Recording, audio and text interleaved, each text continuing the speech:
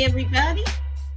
Welcome to Pajama Life. And we're reviewing Agatha All Along, The Penguin, and Lord of the Rings, Rings of Fire.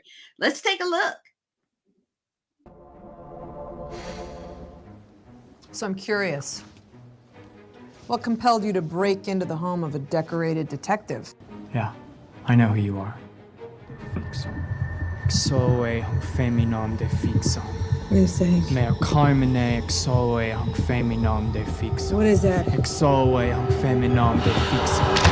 How long have I been living in this cesspool of a town? About 3 years. She took every little bit of power I had. Gather sisters far. I'm assembling a coven. We gotta get back on top. I'm gonna walk the road. Join me.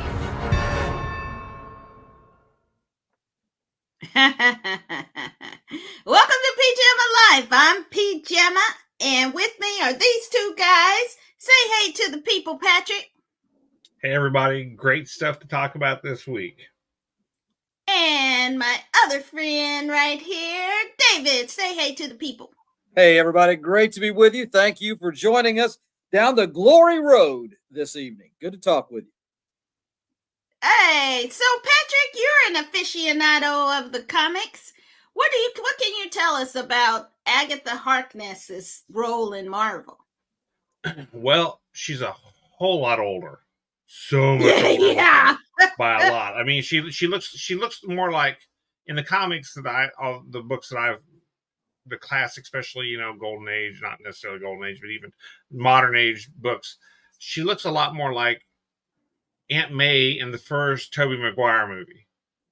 That's what Agatha Harkness generally looks like, with maybe a little bit wilder hair. So it was really interesting to see her portrayed as a younger woman throughout the entirety of both WandaVision, and now we're starting to Agatha All Along, which is really looking pretty good, I gotta tell you. And what did you think of this episode? Okay, first off, great intro. There's 2 episodes. Yes, that were dropped. So the first one fully embraced the legacy of WandaVision, which I loved. For those of you that watched WandaVision, each episode was modeled after a TV show. So they went right back with this, and they came in hot with was it Mayor of Easttown? Yeah, yeah. That's exactly what it was, and it was the kind of making her look kind of dumpy, and she's always eating and always just being kind of dysfunctional. It was very much channeling the Kate Winslet character. So I was like, wow, this is really good. Loved it. Spot on, no notes. And then they went into this, the witchiness of it, and the way they recruited the rest of the coven and their special things, and the whole idea that there's always 5 witches within 3 miles. What a great concept. I mean, overall, this was really good. I can't wait to see the rest of it, and see this every single week, because this is what I like. Great. Perfect. Nice. Hey, David, what did you think? Well, I really enjoyed it. I loved the start with the whole WandaVision-esque little nod. You guys had rewatched WandaVision before Thursday night, Wednesday night, whenever it was. I didn't do that. But it was neat to see that piece. Really enjoyed it. And then, I have to see, there were a couple of things in preparing for this show, watching what critics are saying. I'm watching some of the interviews of the cast. And basically, what the folks here with Agatha All Along were able to do was to say, hey, Acolyte, if you want to talk about a coven of witches, let us show you how it's done. And I just thought it was really, really well done here. Fun characters. Catherine Hahn is fantastic. I'm really glad she gets to be starring and driving a story.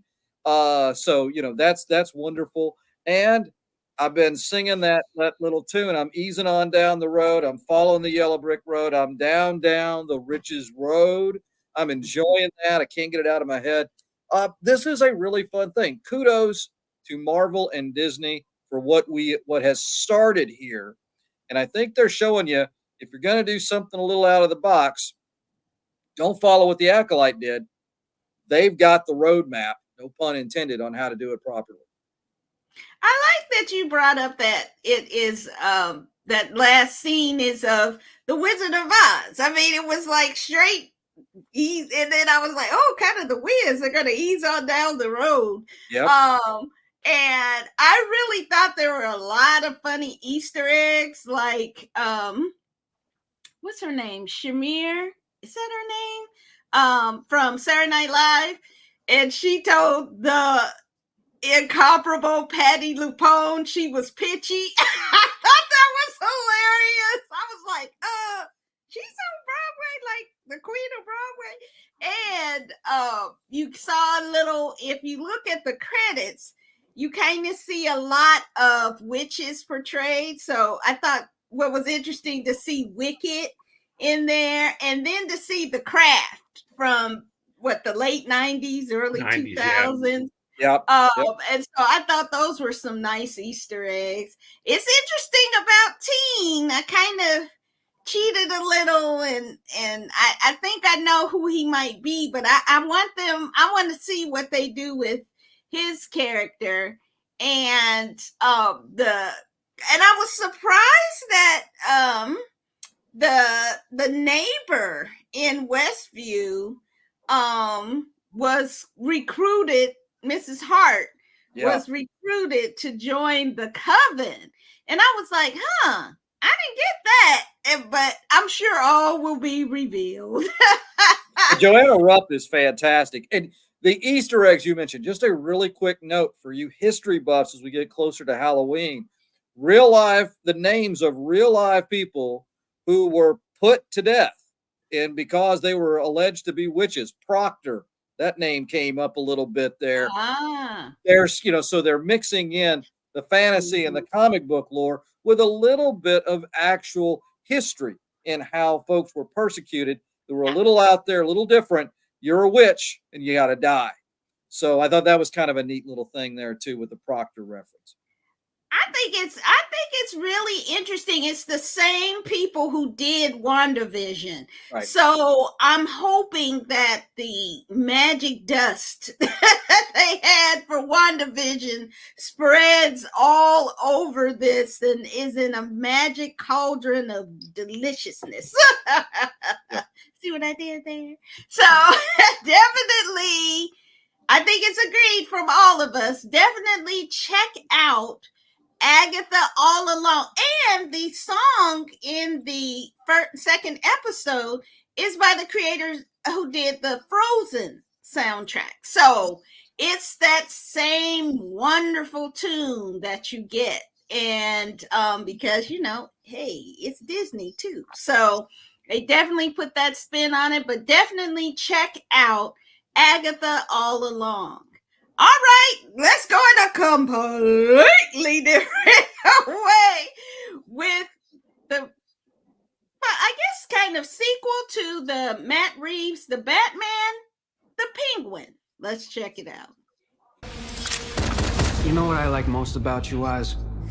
You are who you are, and you couldn't change if you tried. It's fine. I'm an acquired taste. Thing you heard about me is true. I hustle. Do what it takes. Oh, you're so close now to having everything you ever wanted. Whoever controls the drug business controls the streets. I'll be running the whole damn trade. I got ambition. I can help you. Hey! There's a storm coming. The start of a whole new empire. I'm gonna tear down the empire from the inside out.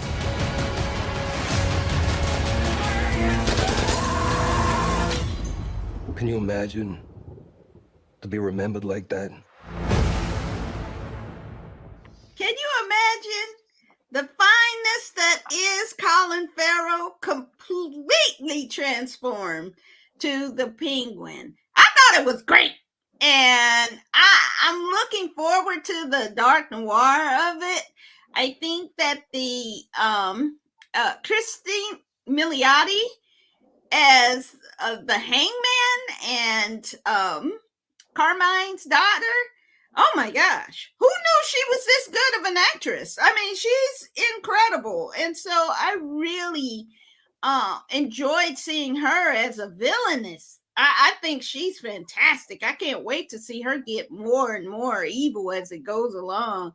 And I think they really elevated the Penguin's character from in the past. It was kind of a silly throwaway kind of character. And now this is a really like sly, well thought through dark character. I really am surprised at this, but the cast is amazing, and I so far I'm liking the direction it's going. David, what did you think? I enjoyed this. I thought it was I liked the beginning there. Was you kind of like, hey, if you don't remember the Batman movie, we're gonna take you up to speed here, put you back into that universe, which I thought was good. I agree with you about Melody. I thought she was fantastic in this role. Very serious, playing that kind of crazy killer kind of leader role. I thought in a wonderful way. My devil's advocate point with this is it's you throw in a little sprinkle of dust about DC Comics and Arkham and Gotham and a little allusion to Batman, and what do you got? You got Tony Soprano with a limp. So I think in some respects there is some retread story here in that. Performances are great. The young man that the Penguin is kind of mentoring now. I don't know if you'd really want to have him as a mentor in a federally funded grant program, for example. But nonetheless, he is doing that kind of Upward Bound-esque kind of deal there. Oh, not Upward Bound! Don't bring Upward Bound into it now. You done crossed the line. It's a mirror version of Upward Bound. Oh no! That's what happens with it. It's what happens with Project 2025 with Upward Bound. It's really well done, good story, but there is that, and it's on with HBO, so I can't help but feel this is a Batman version of The Sopranos. That's not necessarily a real criticism, but it's not saying that it's all that original to my perspective. Just yet. It's a crime story, so you're gonna get some of that in a crime story, though. Pat, what did you think? Well, okay. Let's just start out with it was gorgeous. Everybody, it was well done. A little overdone with the sepia tone thing, and I get it. I thought it was a little too dark. It's part of the whole Batman aesthetic, and I get that, and I'm okay with that for the most part. I mean, but during daylight, let's warm it up a bit, But it is a mob movie, basically, and the thing is, there's so many mob movies, and it gets to a point where they tend to run together, and this feels like a mob movie. And I mean, HBO, I'm going to tell you, does a great mob series. They did, Boardwalk Empire. They did The Sopranos. Yeah. They know how to do mob. Yeah. Right. They know how to do mob stories. So, I mean, this is right in their wheelhouse, and it's something they're good at, and they are still good at it because this was good to watch, but it didn't feel like a Batman thing. I mean, that was the only thing I would say. And I would also say that, wow, excellent job to the makeup people making. Man, that is the best uglying up of somebody since Charlize Theron and Monster. Because I'm telling you what, I mean, I couldn't tell you it was Colin Farrell. Still can't. And, I just watched it. Okay, here is my other problem with it. Okay. That I don't know about you all, but I thought the soundtrack sucked. I wasn't really, it didn't fit, especially at the end. I was like 9 to 5. That's terrible. I mean, it just completely kind of. I love that. Ruined the moment of the noir aspect of it to bring in this peppy working 9 to 5. It didn't even make sense in the context of what was happening. I was like, okay, get somebody else. Get Guy Ritchie's music supervisor in there because his stuff is always on point, but that was terrible. I loved it. I did loved too. it. I'm like, I didn't. I thought that was perfect. only It's complaint. this guy's starting out his business. He's not being respected, man. That song was Terrible. the Joker, or that was the Penguin before. Yeah, that was there. Terrible. Well, I'm glad that they played. It would have been weird if they hadn't played it in the car earlier. Right. The kid was like, "You're." The but kid they didn't brought need it at all. They needed something else. I just disagree. But I think we all agree that the Penguin is definitely something that you could watch. I don't think it's for kids. I don't think there's not a lot of band. There's a lot of murdering. There's a lot of chopping up of people. There's just a lot of. It's an adult show, so definitely beware of that. But if you like that kind of stuff, and I do, let's take a look at the Penguin. Okay. We won't review that weekly. We'll probably come back at the end and do a review of the series at the end of the season. Okay. Up next is, man, they came through for me. It came through for the sisters, finally, on Rings of Power. Let's take a look. You do not belong in this place. Bow to Farazov. Numenor is to endure. It needs men like you. I know you are this kingdom's true heir. During my brief time in your capture, you seemed intent on finding Sauron.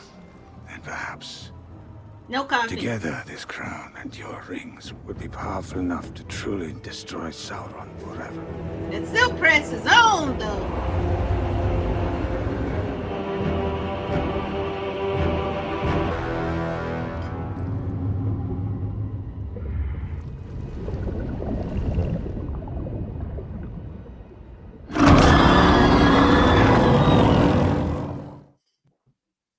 Finally.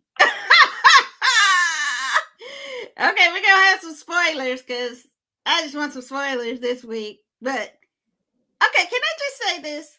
The Numenorians are trash. I mean, 1 minute they with Farzad, next minute they're with Queen Miriel. They have no loyalty to nobody. I was like, y'all some trash people, y'all trash subjects. But finally, the sisters got treated right in this episode. And I felt like Queen Miriel should smack the crap out of the woman who hit her and been like, there, pow, take that. But that's petty Pam. But, you know, I thought it was very beautifully shot as well. The whole scene with Queen Miriel was really beautiful. And the way they are doing Sauron's character is just perfection. I mean, he is so sly and devious, but always manipulating underneath to make people believe their ideas are theirs, or he just gonna mess with your mind so you don't even know what you're seeing anymore. So I thought that from the first season to this season, I mean, the actor is just doing an amazing job of subtlety and deceit and manipulation. And this is the long range plan of the ages. So kudos on that. Really great episode to me. Now our resident Tolkien expert will give his take, and I'm sure he's got bullet points. Well, I mean, okay, let's talk about that scene from the with the queen floating in the water and this large beautiful whatever. Shot beautifully. It was nice looking, but that was not Olmo. Olmo's the Lord of the Sea, the Valar, the one that should have been judging that, not some Kraken. Isn't that the same sea serpent that was in the first season with Galadriel and Halbrand? I don't, maybe, but that's not Olmo. I think it was. It's not supposed to. Wrong. Bad imagery. Got a problem with that. So, but I was impressed with the usage of Sauron, the way he was, manipulating Celebrimbor to do all these things, and that's what happened. I mean, that's how it happened, and he still looks beautiful, and that's what happens in the books until a certain point when he no longer can do the let me, you know, appear fair and beautiful and get you to do things, through persuasion rather than fear and intimidation, which is what you see in the Lord of the Rings movies, and then the rest of the Third Age. Is Sauron is a Dark Lord, just like his boss Morgoth was. And the reference to the three Silmarils and the crown, and stuff like that. There was some really interesting, some deep stuff they were kind of just glossing over because ain't got time to get in all that. Although they should make movies about that stuff, it'd be much better than this. The dwarf thing was kind of weird, with I like Disa and them. It was not bad. I mean, again, they're doing good by just staying away from things that don't really have any textual background. Yeah. So I mean, they've there's very big bullet points they got to hit, but there's all kinds of stuff you're going to make up in between. So overall, good episode. Enjoyed watching it. I did not feel offended by total liberties taken with the poor corpse of Tolkien.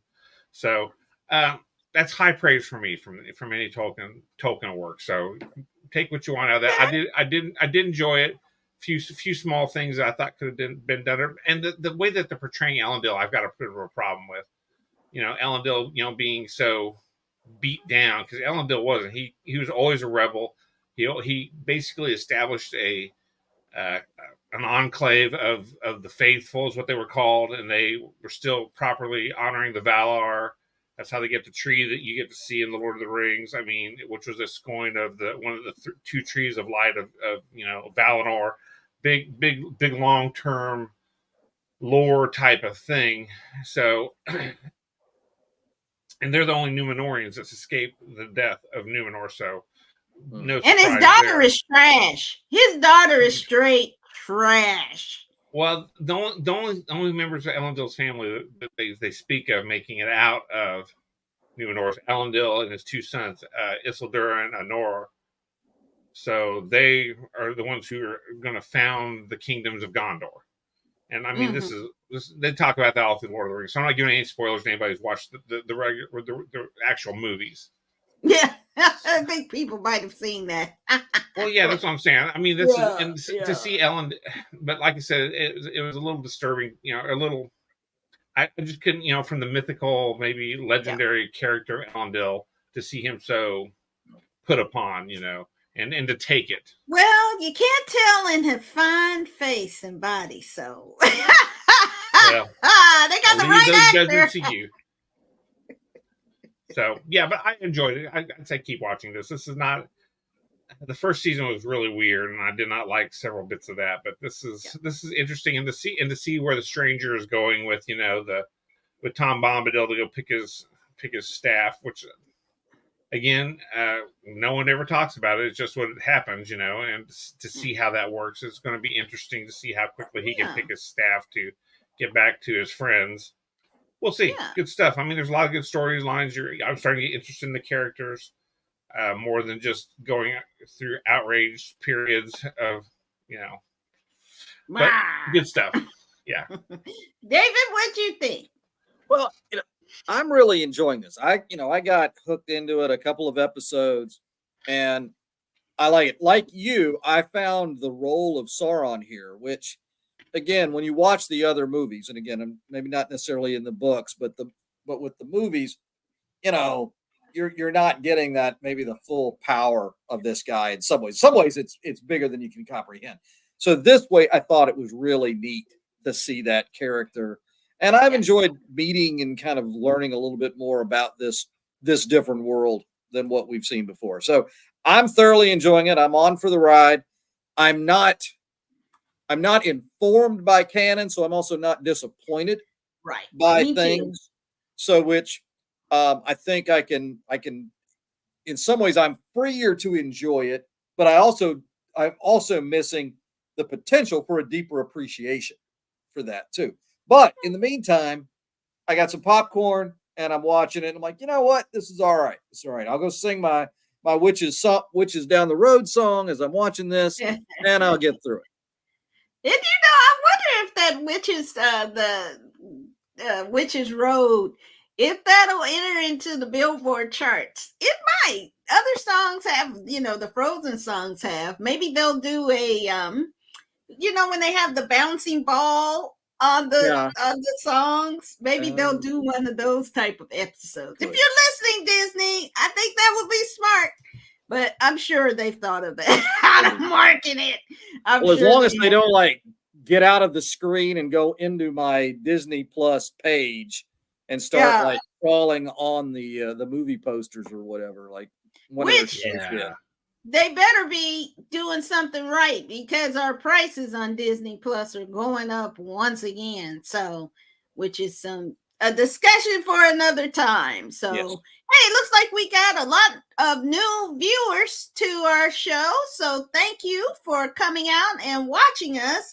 Next week, we will again watch Agatha All Along, as well as Lord of the Rings, and we will watch Wolves, the George Clooney, Brad Pitt new movie as two assassins, and they bump into each other and hijinks ensue. So on Apple Plus next week.